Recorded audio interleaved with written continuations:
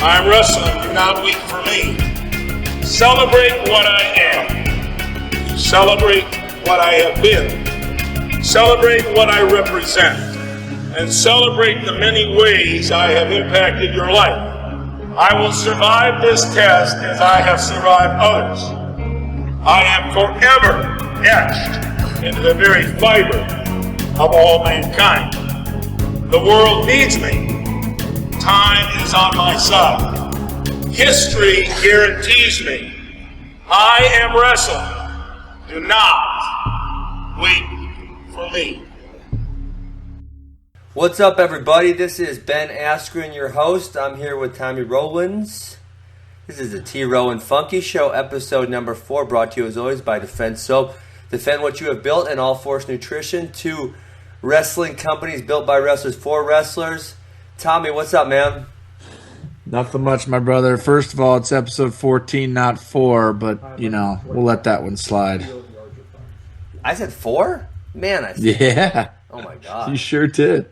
We're on 14, man. But anyways, I wanted to, before we get started, I wanted to take a moment to just reflect on Kevin Randleman's life. As you know, Ben, but maybe all of our viewers don't know, Kevin was a 2-time national champion, 3-time NCAA finalist, 3-time Big Ten champion that wrestled at Ohio State in the early 90s, and then went on to win the UFC and the Pride Championships and is a legend in mixed martial arts.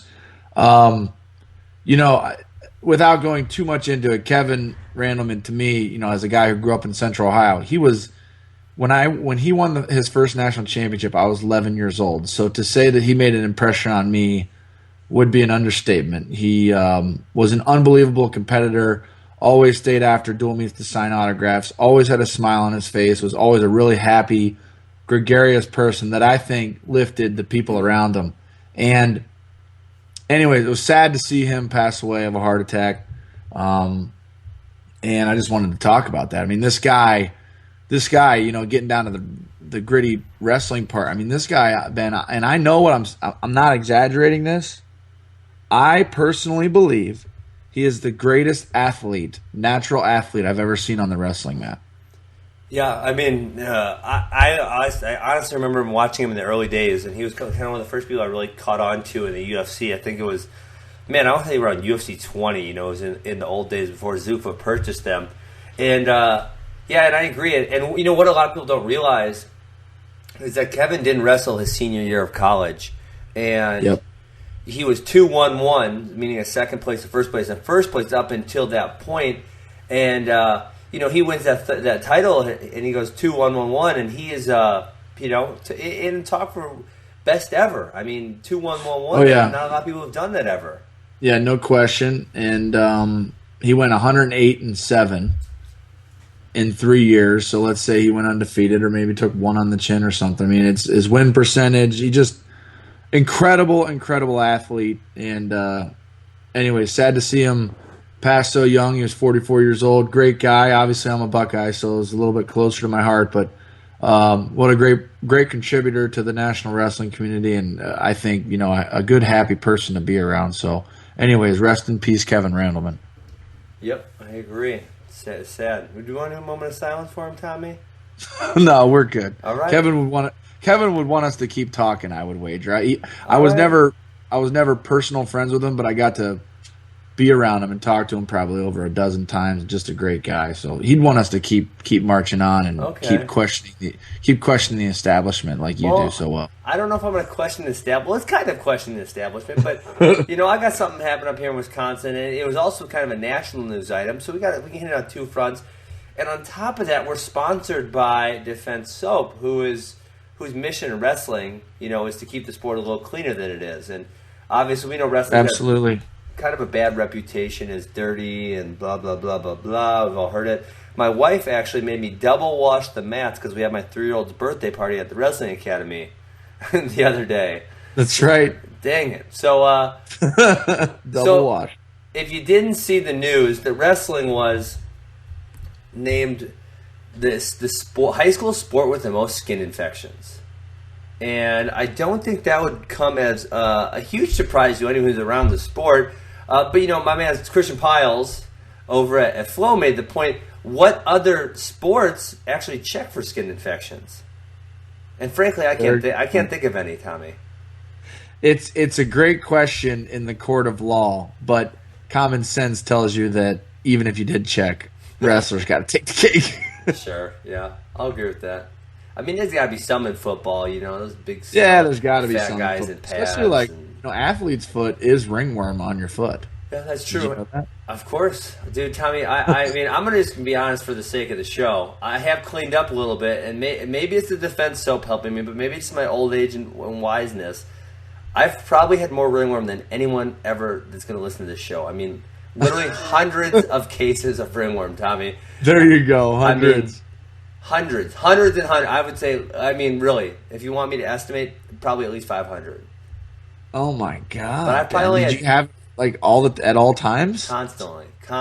But I probably had 2 in the last 6 months. So like I said, I cleaned it up a little bit. It's the defense soap. It's got to be. I have been using it. I like the tea tree oil smell there. Makes me feel nice and natural. And I don't like wearing shoes in the summer, so I like being nice and natural. There you go, baby. So here's what happens in Wisconsin, and this is interesting because it kind of comes into how bad is skin? Because to me, ringworm is like, it's ringworm, and that's what my wife's like. If some little kid gets ringworm, they're not just gonna be like, it's ringworm, like you say. They're going to have a big deal. But, Tommy, ringworm never killed anyone, right? Football killed 8 people this year. I've always said that. I mean, what's so bad about it? It just scratches a little bit. You put some cream on it, it's gone in 2 days. No big deal. Okay, so back to what happened in Wisconsin. So this kid, he's actually from a rival club of mine. So, I can't say that this is a cause that's near and dear to my heart, but you kind of feel bad for him. So he came into the regional tournament, and he had a spot of ringworm on his shoulder. And they didn't let him weigh in. But here's the interesting part about it, Tommy, is in Wisconsin we go regionals, then sectionals, then state. And he is from one of the weakest regionals in the whole state. And his bracket only has 3 people in it. So he would make 4. So he could have forfeited all the matches, been 4th place, and he would then advance on to sectionals the following week. Right. So he would have never even had to wrestle anyone, but yet they still wouldn't let him weigh in because of the ringworm case. And people are going nuts like, who he wouldn't have to touch anyone, what's the big deal? And I guess I would kind of say the same thing. What's the big deal? Absolutely. My contention is they really outsmarted themselves up there in Wisconsin, Ben. Why is that? Well, just the whole point is safety. Yeah. So weigh the guy in. If you're really concerned about the safety, which I get that. Have him go out there and forfeit or whatever, or not even wrestle the guy and call it a day, so he can not have his dreams crushed for the season. Yeah. Oh, and so did I mention he was ranked 2nd in state? That's kind of an important part of the story. Yeah, it's a real important part. So he's ranked 2nd in that state. Makes it a lot worse. Wait, it makes you feel like there's an agenda. Okay, so I got another. What's behind this? Another one that makes it worse is right now I'm actually live following the team sectional. So Wisconsin has done a team dual state for a long time, right? Right. And his ringworm case was so minor that he wrestled tonight for his team at team sectionals. That's how minor it was. Awful. I mean, awful. I can't believe this. Yeah, no. So is there an agenda? Is there some coach? I have no idea. I don't know. Was the number 1 ranked kid's coach the skin? Frankly, I don't think that this kid's good. I don't think he should have been number 2. He's really good. He should have got his shot. But okay, so I like doing black and white lines, right, Tommy? So like for our dual state, I do a high school division. And every 8th grade cadet says, why can't I wrestle in the high school division? Because I got to wrestle the cadets every other tournament. And I say, because, well, what if an 8th grade cadet gets beat by an 8th grade schoolboy, and then the 8th grade schoolboy says, I want to wrestle.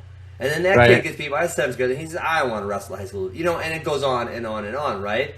So if you were to draw a black and white line, you say, ringworm is okay, but impetigo and herpes are not okay. Because herpes is not okay. That's for life. That's what I always tell people. That is for life. That is not okay in any way, shape, or form. I got me some of that.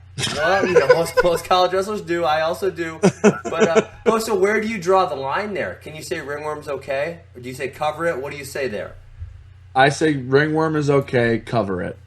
Okay.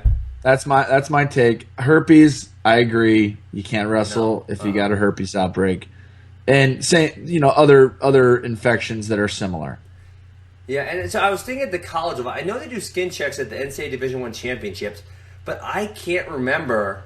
I really can't remember a case of anyone not being allowed to wrestle because of a skin issue. Can you remember anyone in recent history that would have that case? No, I cannot. I can't think of one. I can't think of one. So I think maybe they say because there's got to be some, right? Right. So I mean, they must just kind of let them slide by, no big deal. Okay. Yeah, I don't know. I mean, it's wild. So is this just end? This kid, what's the kid's name? He's done. Is he a senior? I don't. I think he might be a junior. I'm not sure. That's still awful. I mean, it's awful. End of the season.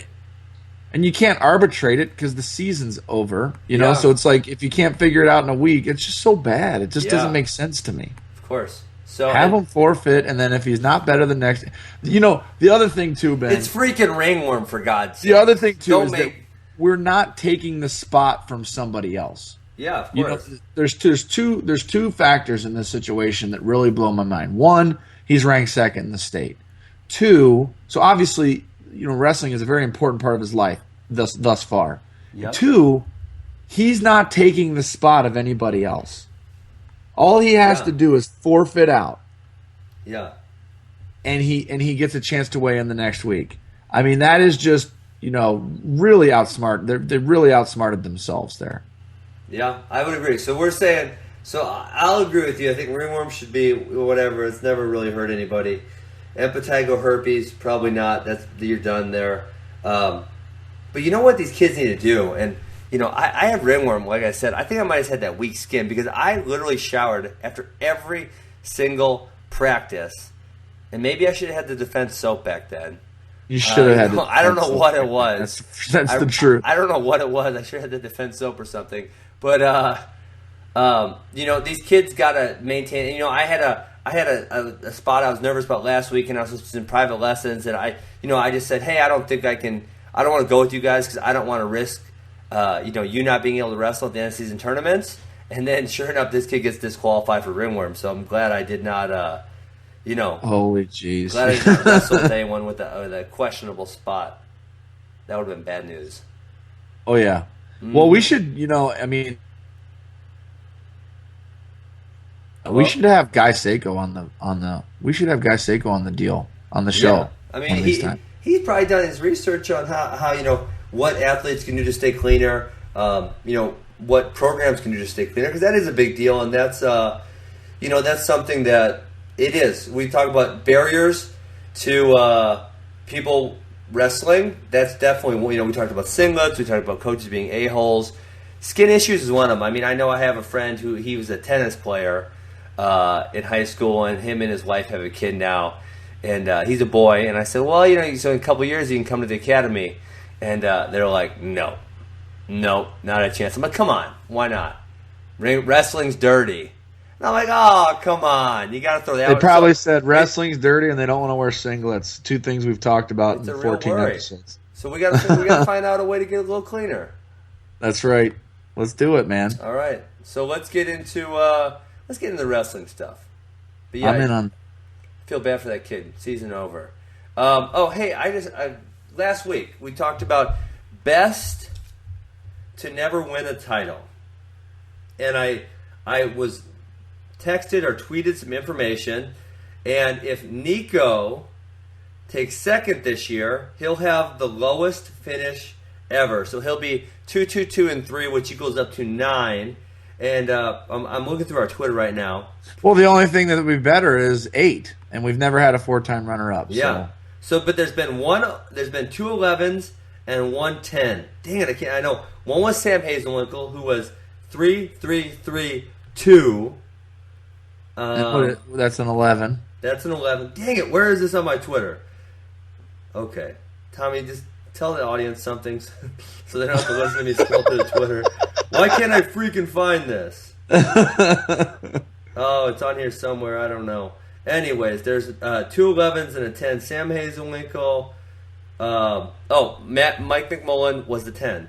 He had 3-2, 3-2. He's right out of college. There's your 10. So that's your best ever. So if I'm sorry, he was 3-2, 3-2, 3-3. So he was an 11 also. So who was the 10 that I'm not giving credit to? I'm looking. I can't find it. This damn Twitter. So if Megaludis gets second, he's the first 9. He's the first 9. There is a 10. And like I said, unfortunately, I can't find it. Okay, let's move on. National duels we got coming up this week. It's the National Bowl duel. Whatever right? the hell it's called. Either way. Listen, I'm still waiting for the NWCA to send us our check for promote. Tommy, this is about the 5th week in a row we've talked about this topic. So yeah, man. We have done a good bit of promoting. And so like we talked about, the Missouri-NC State duel happened. And NC State did win. C. Piles he's got your number, man. He's got your number. Oh, man. But the funny part about it, or I guess it's probably not funny, is NC State had lost to Virginia Tech on Friday in a showdown, which then let Oklahoma State be the number 1 team. Correct. So you got NC State. You got a debate going on with this. This is not clear cut. Because NC State has 1 loss and Oklahoma State has 2 losses. Correct. So I mean, and you know what? Actually, looking at the way these matchups turn out, I mean, don't get me wrong, I love wrestling, but the two top matchups. So we got NC State versus Iowa is the number 2 matchup, and then Oklahoma State versus Penn State is number. They don't really have great individual matchups. Right. If you look at it, it's kind of they have strong and weak spots, and they're opposite. They don't match up. Some duels match up great where you have to get the best guys against the best guys and the not so good guys against the not so good guys, so you're going to get a great duel, right? Mm-hmm. That's not the case with this. I mean, like if you look at NC State, the 3 of their 4 best guys are 41, 57, 65, and heavyweight. And they're against Iowa. Iowa's worst weights are 41, 57, 65, and then heavyweight would be the next worst. Right. So it's going to be some lopsided back and forth major decisions. I mean, that's what I would think, and Iowa obviously has the killers at 25, 33, and 49, and that would be some weaker spots for NC State. You're going to have some competitive matches at probably 84, 97, I would say, that'll probably determine the duel. I'm interested to see how the Sam Stoll kid's going to hold up with Gwiz. Man, I can't believe Gwiz couldn't pin Missouri's heavyweight. I mean, Gwiz is like 80 matches in a row, 2-time defending national champion, and Missouri's guys got pinned by everybody, but he could only manage a technical fall. Come on, Gwiz. It's tough, man. It's tough to turn. Were you a non-pinner, Tommy? No, Tommy. Physiologically speaking, it's easiest to pin the heavyweight because you got the most mass.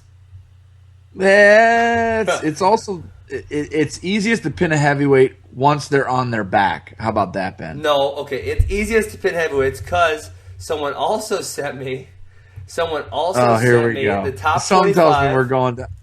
pins ever. Right? Something we were talking about last week. Someone sent me the top 25 pins ever. Most pins, or the best pins, or the quickest pins, or most pins. Okay. Division I athletes, and heavyweights held 12 of the 25 spots. Okay. I really can't argue with that one. I wish I could. You can't. It's easiest to pin. And read them off, Ben. I didn't see this. Now you got to maybe do some more research. Listen, we need to talk so I can do the research at the same time, because otherwise we're just gonna have a bunch of silence again. It's gonna be really boring. So okay, I'll look for it. How about this? Okay, where were you on it? Don't pretend that you don't remember. No, I know exactly where I'm at. I'm at number 4. You're at number 4. So what are you at? 98, right? 91. So you got Shallis and Mills are way out front. With what? 107 and 106. And obviously they said there is some debate in that, Jason Bryan kind of joked about how there's some debate in those topics because, those two were trying to one-up each other at all times, and there weren't super good records kept back then. But, I mean, regardless, those guys are number 1, number 2. No doubt about that. Who's 1? Wade Challis is 1, G. Mills is 2. And it's 107 to 106. Yeah, right. And they're the only two. They're the only two over 100. And I wish I would have known. I wish I would have known that. I never thought I would be like, hey, I'm going to get 100 pins. But if I would have known if you would have known, you think you could have got another couple dozen? I would have wrestled to some open tournament and pinned some bums. I mean, come on. To be the third person ever to get to 100, that's pretty freaking awesome. Yeah, that would be. I mean, 91 pins, Ben. I mean, I don't like to give you a lot of credit, but that's amazing. Tommy, you want to hear my favorite stat of mine of all time, and I'm going to do some bragging right here? Do it. It's okay. We can brag. My senior year, I pinned 18 people in a row in the first period, and 9 of those guys ended up being NCAA, either were or ended up being NCAA All-Americans. Wow. Division I. That's awesome. I know. I look back at that like, what the hell was I doing? Like, how did I get all these dudes on their back? You had everyone spooked, man. You had everyone spooked. I know. That's So you had Chalice and you got Mills at 1 and 2. Who's 3? Larry Bielenberg, which is not from Oregon State. Oregon State. This is funny. Oregon State actually has 4 heavyweights on the list, so they were doing something right up there to teach those guys how to pin.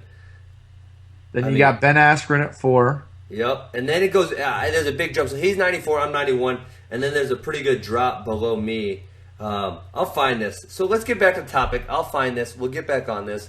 So then you got we were talking about NC State versus Iowa. Then you got Penn State, Oklahoma State, and I've actually heard rumor that Joe Smith and Crutchmer aren't wrestling, but I don't think that's that competitive of a duel, Tommy. I mean, tell me if I'm wrong, but do you see that one really being competitive? If you have Joe Smith and Crutchmer in there, I would say that it's no less competitive than Ohio State and Penn State, in my opinion. Yeah, I mean, I think at this point, and I am not an Iowa fan, but Iowa Penn State is the best match out there, and they couldn't make it because they locked themselves into this formula, that they had. So yeah, that's I can't follow the logic there. Other than we want to try something different, which I guess that has a little bit of logic, but could have tried something different than that, I guess. So what do you do? Okay, Tommy, let me ask you this. So you get to play in the national duels next year. Wait. Let's start with this. Even before we get to that, are you a guy who thinks the national duels should determine an actual national champion, or are you in favor of maintaining the tournament as is? Because there's some pretty strong opinions both ways. I have a completely random idea that will get criticized, but I've had it for a number of years and it hasn't really changed. Okay. You ready? I don't know. I don't think I've ever heard this, so let's go. So my opinion is that the national duels should be a piece of the national championship. Ooh. And I think, and I don't know the numbers, but you have very critical elements that allow you to get seated at the national duels. Mm-hmm. And then the placement at the national duels gives you a certain amount of team points that you start with at the national championships at the end of the year. So if you're a national duels champion, let's say you start with 16 team points.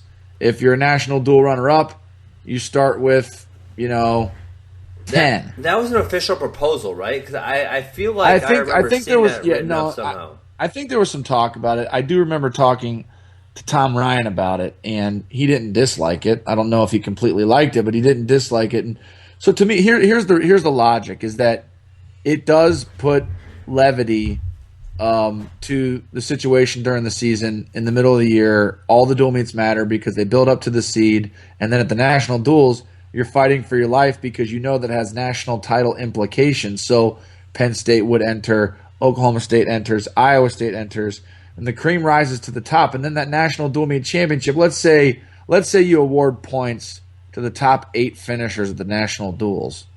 They go into that national championship, and it's a storyline. It's media worthy. It's something you can write about. You can talk about going into the nationals before the whistle is even blown and the pigtails for 125. And then you have your national tournament the way you've always had it. And as the tournament's going on and as the tournament evolves and then it ends, you can always talk about the implications of, Oklahoma State would have won it, but they really crap down their leg in the semis at the national duels, and that's a difference of 8 points. And I just feel like it allows for the hypothetical conversations to take place. It puts meaning to the dual meets. It forces everybody's hand. They have to participate. Yeah. To elect to not wrestle in the national duels would be extremely ballsy. Yeah, I mean, and the one I like the most, which I don't even know that it's a realistic possibility, but is having 2 separate national championships. And obviously having the NCAA recognize it as a real national title would be important. Track has an indoor and outdoor season. Why couldn't wrestling have a dual national title situation like that? The one reason I don't like the one you're talking about, and in some years this obviously doesn't even matter, but what if there's a year where one team wins it and then you can tell they're kind of better, and then there's not really a team race? You know what I'm saying? I mean, if you're giving them a 10 point, 15 point head start, you wouldn't want to spot them so much that nobody can catch them. So whatever the national dual meet championship implications are, the number 1 team should not be spotted such a lead that the number 2, 3, 4, and 5 feel like they can't catch them. That being said, they should not feel good about the head start that team has. Yeah. And so that's why I like it. And I understand what you're saying, and I don't dislike that either. The one thing I don't want to do is I would never want to compromise the greatest event in our sport worldwide, which is the NCAA Wrestling Championships. Yeah, I mean, it's the greatest event. It's hard for me to argue with you there. It really is. I wouldn't want to tinker with it. I wouldn't want to take away from that event. And I feel like doing this dual thing where you're not taking away from it in the sense that you're still going to fill the arena. But if we spread the implications or the notoriety or the prestige, and we split it into 2, I'm not a fortune teller, but that might be. There's a chance. It's plausible to think that that's detrimental for us. It could also be great. And I would never argue that there's no way it couldn't be better for us. It could. Okay, so let me ask you the second part of this. Hybrid deal. Let me ask you the second part of this question. This is me. Okay. Christian Piles and Willie, they hate it when we talk about it, but there's not a huge amount of media that speaks on a regular basis about wrestling. So, who else talks every other day on a radio show about wrestling? Right? So they are under this assumption that a dual meet isn't a real good teller of how good a team is, and the NCAA Division I tournament is a good teller of how good a team is, right? The team strength. And I think that's a complete fallacy, and here's why. And I think I can make a compelling argument. Is I scored 29 team points my senior year of college, right? So you get 4 of me, you get me, Ruth, Taylor, Logan Stieber, right? Hell, you forfeit the rest of the weights, and you still win the national title. How is that a good team if you got 4 guys? Yeah, let me give you another example, Ben. My senior year, my team, we had 5 guys that won over 30 matches and 5 guys that won less than 12. Oh my God. I think I remember that year. So we went, I think we went 8-11 in dual meets, but we lost by 1 match to the number 1 team in America, which was Illinois at the time. We were in a dogfight forever. So if you were a terrible team, it was a dogfight. If you were ranked number 2 in the country, it was a dogfight. Yeah. So it was the funkiest season ever. And then we got 8th in the Big Ten. But then, you know what? Those 5 guys, they all hit on the same weekend, which was the only chance we had to win a duel. Was all 5 guys had to win, and we had to outscore the other team in bonus points. And so at the Nationals, those 5 guys all got All-American, and we placed 3rd in the country. Does that mean that we were the 3rd best team? That becomes an argument. I mean, you could argue that we were because we had 5 guys place top 8 in the country. But you could also argue, where were the other 5? Well, they weren't even close to even qualifying for the Nationals. So you got all that going on there. And I think duels and tournaments, they're both indicators of the most well-rounded team. I guess that's why I like my idea. So what is it? Which one is it? If you got to pick one, gun to your head, you got to pick one. Which one are you picking? Gun to my head, when you think of team, I would say duel. That's what I say too. So Will and CP, explain yourself, because I think it's a duel. Because I think if you got liabilities, if you aren't a good team, you got liabilities in your lineup. If you got liabilities in your lineup, they're giving up big points, right? And unless you have a few of those national champions, I mean, even if you have 4 guys that are ranked pretty high, but what if the other good team has 1 or 2 guys that are ranked a little higher, and those are tough matches? Maybe you only get 3s, and then you got liabilities. But then, like I said, national tournament, you give me, Ruth, Taylor, and Stieber, we win easy. Hey Ben, but here's the thing though. I do think the hybrid is the best indicator of the best team. I think it's the best indicator because both of them matter. You're acknowledging, and you know what's cool is that the cherry on top, or the way that the way that the championship is decided, is through the individualness of the sport, which is the individual National Wrestling Championship. But yeah, I think if you think of just team, if you gun to my head, I'm taking the duels. I think it's the duels. So if that is the indicator, which I 100% agree, why isn't that the way? Why isn't that the way the team championship's determined? If that's the best way to determine a team. Here's the thing: I don't know why, but I know that over decades, this event that we call the NCAA tournament, it has become and is unequivocally the greatest event in our sport worldwide. And no matter how it was created or why it was created, I wouldn't, if I was a leader in the wrestling community, I would not want to touch it and change it dramatically. I think you're on a tightrope there.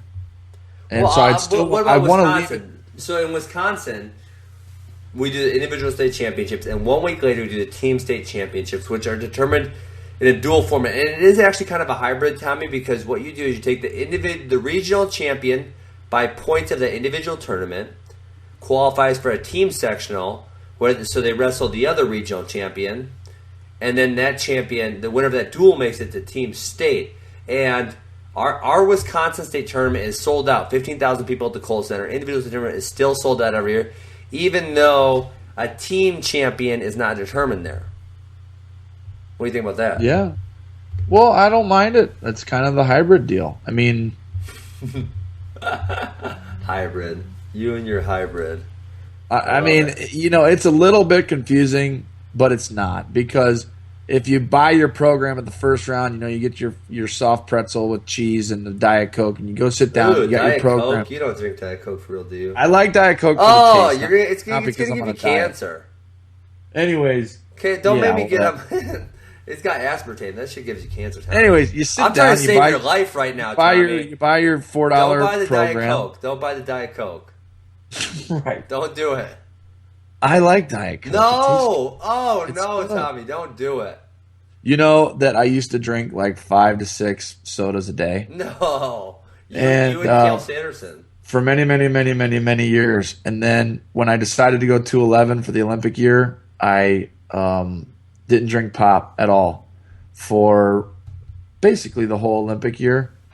And now I drink it like once a week, like it's a treat, like it's a milkshake. That's fair. I can't imagine drinking 5 sodas a day right now. I feel like my stomach would explode. Seriously. I somehow, that was the punchline, is that now I can't do it. Good. Well, the Diet Coke's going to kill you anyway, so you need to knock that off. It tastes so good. Listen, we're planning on having this radio show for another 50 years, so I need you right. to be alive or we can't do That's it. right. So yeah. Anyways, I forgot what I was talking about. Oh, yeah. It's not really that hard to cheese pretzel. You want your pretzel with cheese. You get your program out, and you open the program, and on the top page, it says, Missouri, because they won the national duels last year, right? Correct. Missouri's starting the tournament, 16 points. Iowa, 10. Freaking whoever got third, I think it might have been Ohio State, 7 or whatever. And you go, and then the tournament starts, and it's the same tournament that we've always known it, that you're not changing anything, but you're enlisting all of the best programs in the country to participate in the national duels. It has implications. It's media worthy. You can write about it. You can talk about it, and I like it. Fair enough. I would beat this topic up pretty good. We did. I like the fact that that this year what they try to do with the bowl series is that every single dual meet counted technically, but they didn't really make a point of it, so no one really realized they counted. But I like the theory. So let's go. Let's start talking about these duels that actually happen. We kind of been talking about theory of this, theory of that. Missouri versus NC State. I called Mizzou since November, and I got to eat my words. I'm sorry, C. Piles. I picked on you. You were right, not forever, just for this time. This is amazing. Ben. Yeah, I mean, I got to give you some props, man. You know what? You deserve some serious props on that. That's good. Eating the crow like a man. I like that. It went down much the way I thought, and what I thought was that the 65-pound match, Daniel Lewis versus Max Rajkov, was going to be the determiner of the duel, and Lewis came up big. I mean, I thought that was going to be a little tighter match, and he kind of handles him there. I have yet to watch this Lewis cat wrestle. I know all of his results, and I still haven't watched him. You got to watch him. Yeah, he's got to have something special in there. He's kind of got that. You know how, and I don't know if this happened with you, but you know how you get just like a little stronger on top every year, and by the time you're a senior, you're so much better on top than you were as a freshman. And then when you're like 5 years into your coaching career, you're so much better than you were when you were in college. I can only relate to the going from the athlete to the coach. I couldn't ride anybody in college. Yeah. It's part of the reason why I scored so many takedowns, because I couldn't hold anybody down. But in my post-college career, I learned how to ride. It was amazing. It just makes the sport a lot easier. So Daniel Lewis has got this stuff going on? He's got this strength. I mean, Jesus. I mean, he rode out Bo Jordan 2 periods. He rode out Alex Danger 2 periods. He rode out Max Rajkov. I mean, who rides these guys out? And it's not like he's just hanging on, dude. He like punishes them. It's freaking. He's not stall riding? He is not stall riding. He is dominated riding. I mean, he's getting stall points. Against Bo Jordan, he got stall points. Against Alex Danger, he got stall points. And against Max Rajkov, he got stall points. I mean, like, he might literally be the most dominant rider in wrestling today. I mean, I don't know. Obviously, he's not Stieber yet, but he's not. Did you ever? So, did you ever get ridden like really hard in college, or did Pendleton did he turn you? Like, how did he beat you? He rode me out one time. He rode me for 3 minutes at Oklahoma State, Stillwater, and I lost the match 4-3 because he had ride time. There's nothing more mentally defeating than getting so ridden. Defeating. People, they don't get that until they're underneath. It's freaking awful. It's terrible. I wrestled Chad Lamer my redshirt freshman year. He was a world team member. He's a postgraduate. In the semis of the Midlands, I was 19 years old, and there was no riding time at the Midlands, as you know. And he rode me for probably 4 out of 6 minutes and beat me like 5-0. And I would have. I mean. It's such a helpless feeling. It's such a helpless feeling to be ridden that long. Seriously. It really is. No joke. So, so Lewis, so I thought that would be the tournament duel. Willie Miklas was actually the one that he lost 11-0. He had that bad match against Boyd. So, something's not right with him. He was on such a roll early this season. Yeah, because you said he never loses to people that he shouldn't lose to. And then I look on the results this week, and I'm like, but what does Ben know? Yeah, so I think he's dealing with an injury of some sort, and hopefully he can get healthy before NCAAs, because Mizzou needs him bad. I mean, he was looking like a guy who was going to challenge for top 3 early in the year. He lost to Gabe Dean 2-1. He tech faulted Kenny Cordes 15-0. I mean, he was rolling early in the year, and now he's kind of fallen off. And that was the match. I mean, that's a 7-point swing in my mind. That match I thought they were going to win for sure, and they lost by major. And they lose 18-17. So that was the duel, really. Yep. Good match, great match. C. Piles wins. Oh God! Don't freaking remind me. All right, so the other one we got there is that was really important was NC State versus Virginia Tech, which happened on Friday. So NC State was undefeated going into this duel, having Missouri on Sunday, and they just come up just a little bit short against Virginia Tech, who is there was really no upsets in that match, though, right? I mean, you could say no. I mean, the thing about Virginia Tech is they're not ranked very high, but they've been dealing with a lot of injuries all year. Right. I know they're Bruschetta's. That's an Ohio boy, right? Yeah, St. Paris Graham kid. Oh, he's a St. Paris Graham kid? Yeah, good kid. Good guy. How many freaking So he got back in the lineup. He lost to Tommy Gant, right? Yeah, and Tommy Gant's on fire. I mean, Tommy Gant hasn't wrestled Smith, Martinez, or Nolf, who are essentially the big three. I'm excited to see him against those guys because, he's been kicking everyone's butt this year. I think he's undefeated. I'm pretty sure he's undefeated. Too. Yep, I agree. I think he is. So, so he beats Bruschetta, but they don't come away with the win, which then puts them in the position, even when they beat Missouri, they don't win the National Dual Bowl, whatever the hell you want to call it. I don't know. Call it National Duels. Can I call it National Duels? Is that fair? Call it the National Bowls. National Balls? What?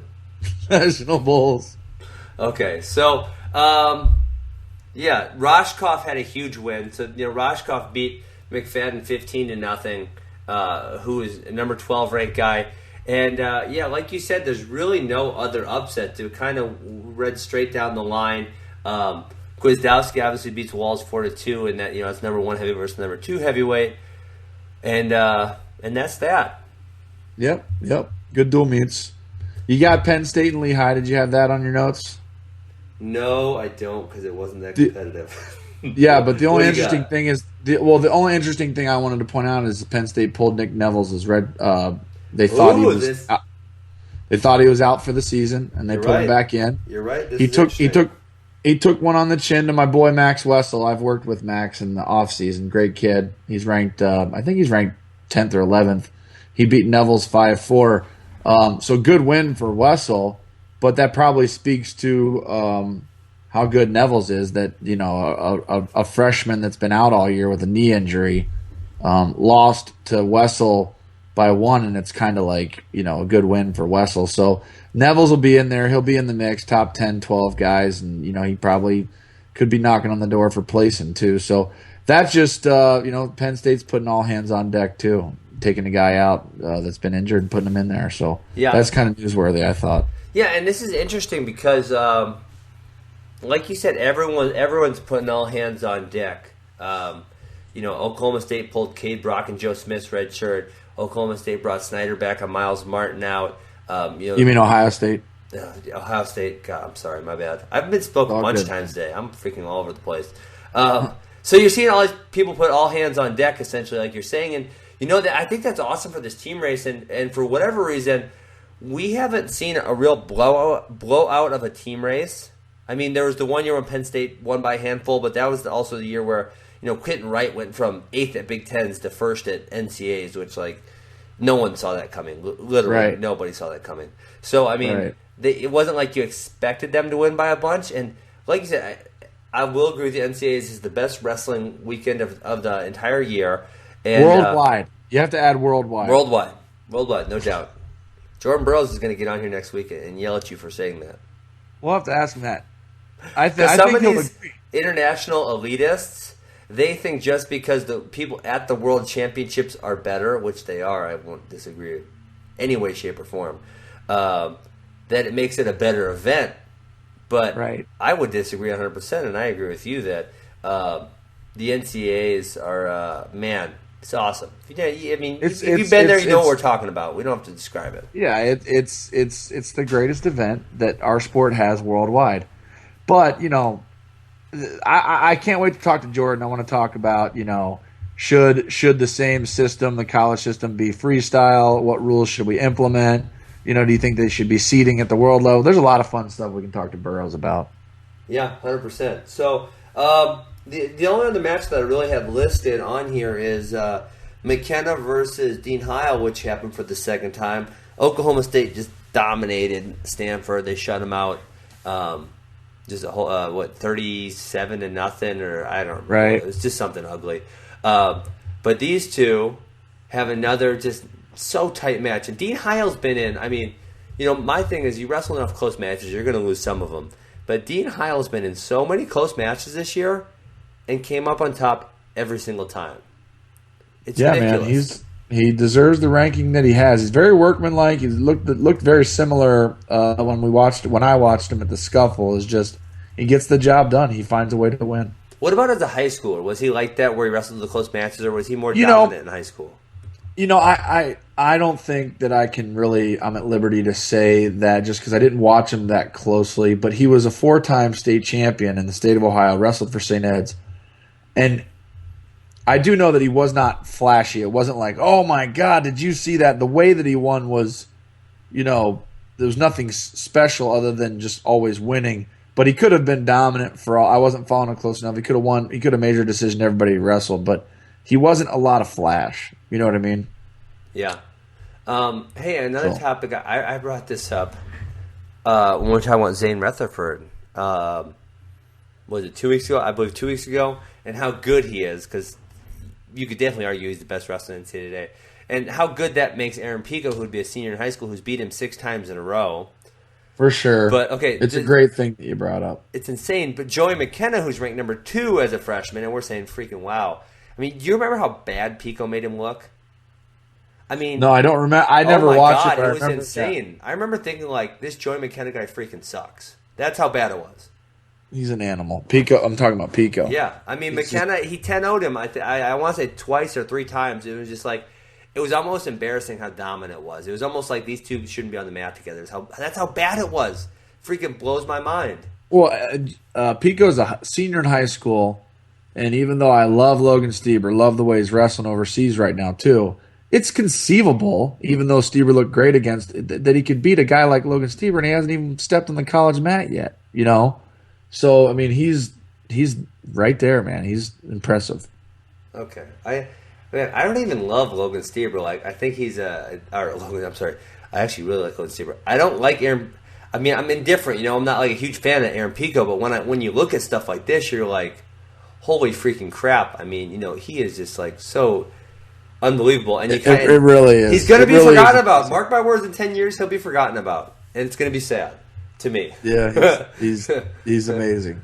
It's true. Okay.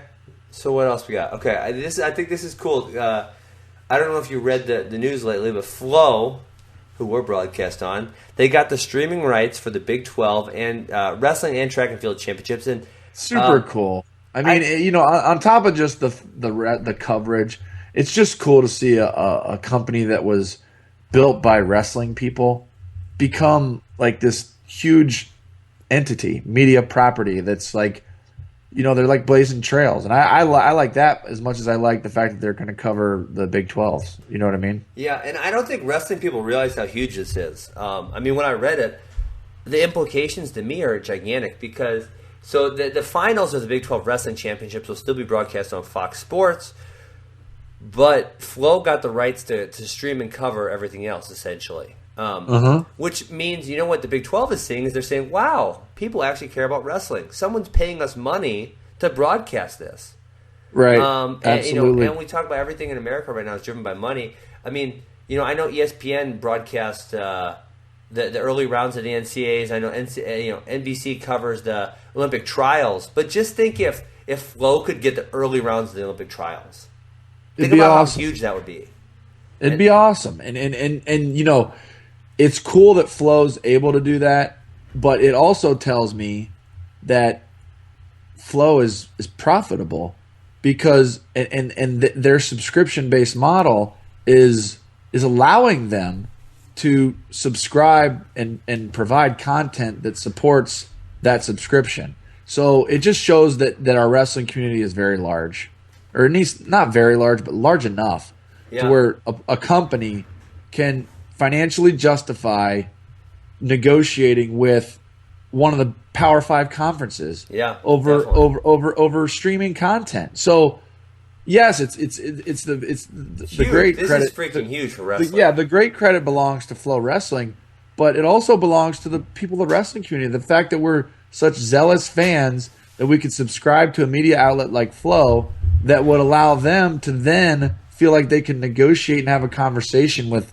Power 5 conferences over streaming rights. It's cool. It's super cool. Yeah. So I think that's I think it's going to set the table for bigger things in the future because we're so happy when we get on TV, and I think it's awesome when wrestling's on TV. But I don't feel like the TV coverage ever does total justice to the entire event. I mean, and for us wrestling diehards, there's more to the Olympic trials than the trials finals, right? How many doubt. freaking amazing matches are going to be at the Olympic trials that aren't going to be covered by anybody, right? Because NBC owns the rights to that, but they don't care about the early rounds because if they put that on TV. They don't have enough of a warm market to justify that, but Flow Wrestling has enough to justify it. I really think this is a huge deal for Flow, It's for the super wrestling cool. I'm community. excited. I'm really excited. Yep. I think it can make a big difference. So, okay, Tommy, I don't got a pen in front of me. So, Pick'ems. How did we do last week, by the way? shoot, I haven't got that in front of me either. I'm disorganized. I'm all over the place tonight, Tommy. Disorganized. Well, yeah. I'm accountable too, Ben. Okay, so we got Isaac Jordan and Bo Jordan. I know I kicked your butt on that one. Yeah, you got me on that. Ha! McCutcheon versus Nate Brown. I picked Nate. You picked Nate also, didn't you? Or did you pick McCutcheon? I think I picked Nate. Okay, so what we're here's a funny one. So we picked Jake Soufflone and Alex Surtis, and the funniest part about it is Colton McChrystal took the forfeit for Nebraska. Like, who freaking saw that one coming? Yeah. Crazy. So I think we get negative points. Who's our last one? I don't have, like I said, it's another, It was a Mizzou. It was Daniel Lewis Lewis versus Max Rashkoff. And I picked Lewis. You picked Rashkoff. I'm kicking your butt, Tommy. Oh, gosh. All right, we got to keep track of the record 3-1. and do a better job talking this up. Three right, me, and one wrong, you. And I went 2-2. I went 2-2. You went, yeah, no, you got one right. Come on, bro.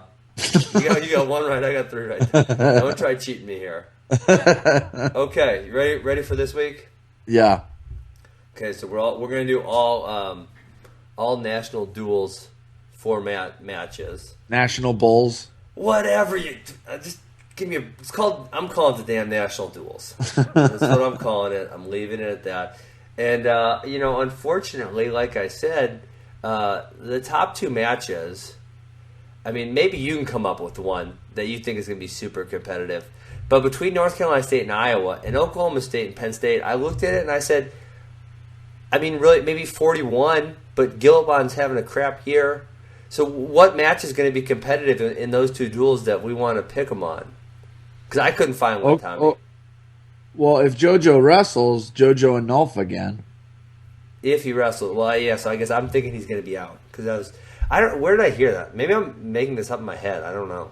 I saw a tweet. Someone said that Oklahoma State's going to be underrepresented, but I forget where I read that. So I'm not totally off It's base. not right. Okay, so let's go. 184, Edinburgh versus Ohio State. Are you going to go to this match? I don't know, man. I got 4 kids. The oldest one's 9. I just can't do the things I used to do. Damn it all. I know. It's hard, man. It's right. hard to do the things I want to do. So Okay, so you got Vic Avery, who was NCAA All-American last year, having a good year. Not a great year, but he's having a pretty good year. So Vic Avery versus Kenny Courts. Who you got there? why do you do this to me? All right, so here's the deal. I'll take Kenny Courts at the Nationals, but I think the team, Ohio State's team, will be well ahead. There won't be many implications. Vic Avery's a goer. I'll take Avery in the duel, but Kenny, if you're listening, I love you. I got you in March. You know what, Tommy? I'm actually going to go against the grain. I don't know why. I think Kenny Courts is really torturing I don't know why Kenny. I think he's going to win. I think me. he's going to win. I don't know why. I just got this feeling. I could be 100% wrong. I did kick your butt 3-1 last week, so I got a little room to work with. You tortured me, man. You tortured. I think I'm going to go with Kenny Courts. Oh my gosh, you're killing me. Okay, Mizzou versus Nebraska. This has got a handful of good matchups in it. And knock on wood, let's hope this guy wrestles. So this is gonna be a hard one for me, Tommy. The thing at 149, you got my high school friend Jake Soufflone, who's ranked number 4, versus a Mizzou Tiger who I know very well, Levon Mays, and they're gonna go at it 149 pounds, number 3 versus number 4. Levon is undefeated on this year. Okay, I'm going with Levon. I'm gonna go opposite. I think Going Levon's with your high school buddy? Yeah, Levon's been wrestling a lot of close matches. I'd like to see him open it up. He's got a dynamic offense. Remember what he did to Josh Jeva last year? Oh my God! Oh, it was unbelievable. It was unbelievable. Unbelievable. So I'm gonna call Jake Soufflon with the upset, and hopefully that kicks Levon into high gear. Going into NCAA I can't believe I took Vic Avery and you took Kenny Courts. I'm so mad at myself. That was good. That was good. I should. How about this? I'll pick first on the next one. Okay. How's that sound? Sounds good, man. Is that fair? Yeah, that's fair. Okay. Oh my God, what is the dang Lehigh 57-pounder's name? I'm blanking right now because my notebook's in the other room. Lehigh 57. Lehigh 57. He's pretty scrappy. We're freaking amateur around here, Tommy. Ian Brown. Ian Brown. Okay. Ian Brown versus Anthony Perotti. I'm going Perotti. Oh my God. You going Brown? No, I think. Oh, you were supposed to pick first. And I think Peroti's a 65-pounder. I don't know what the hell I'm doing. Shows what I know. Oh my God. Oh man. Oh my God. We got to get better at these pick'ems. We're fired. Can I have our editor delete this part, or should we leave it in? No, leave it in. It's good. Okay, Peter Renda coming off a big upset of Willie Miklas, who I said doesn't get upset, versus Sammy Brooks. So we're looking at like a number 7 and a number 10-ish probably this week. Go ahead and pick. I'm going Peter Renda. Because I love picking against the Hawkeyes. Because you can't pick against you can't pick Iowa. You know what? And Brooks, so feasibly, Brooks I'm is taking actually, Brooks. Brooks is bad on bottom. And Renda rode Miklas. He's going to ride him out. I'm taking Brooks. You taking Brooks? I'm in on that. Yeah, we're separate 3 times so far. Good. Number 4. Well, number 4 was I had freaking Ian Brown versus Perotti written down, and that's obviously not happening. So I need to find a new one. Let's go. Okay, I got a good one. I got Ty Walls versus Adam Kuhn. Wow. And I'll go first. I got Kuhn. Wow. I'm going to take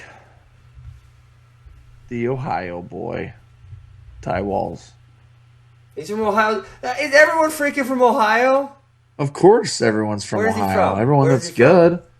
I'm pretty sure he's an Ed's boy. I'm a little nervous to say that, but I'm pretty sure he's a St. Ed's boy. Wow. Man, I didn't know all these people freaking Ohio. My God. You guys are pretty good wrestling over there. Yeah, really, pretty good. I'll take it. Okay, Tommy, you got anything else for the people or what? I got nothing, man. I thought it was a good episode. I keep saying Jordan Burroughs next week. People are going to start to think I'm a liar. So the story is this, is that I had to go away for business in Chicago. And because of that, Ben and I had a goofy time scheduled for our podcast recording. Didn't want Burroughs to have to bounce around for our time. So next week he's coming on. It was my fault. Other than that, I got nothing. Okay. Well, I got nothing for him either. I'm going to check out these national duels this weekend. We got the sectionals here in Wisconsin, which is pretty exciting. And that's it, Tommy, man. You have a good night. Sounds good, brother. Have a good one. You are listening to the T. Rowe and Funky Show, and it is brought to you by Defense Soap. Defend what you've built. Tommy, I got to say, I tried these products. He shipped me a box. I love them. I've had, if you know me, you know I've had ringworm issues for a long time. So I'm looking forward to putting these in my repertoire and hoping the ringworm does not come back ever. No doubt, Ben. And to top that off, the company was created by wrestlers. Guy Seiko wrestled at Cleveland State University. His son was an All-American in Virginia, so these people really get it. They know what the wrestling community needs.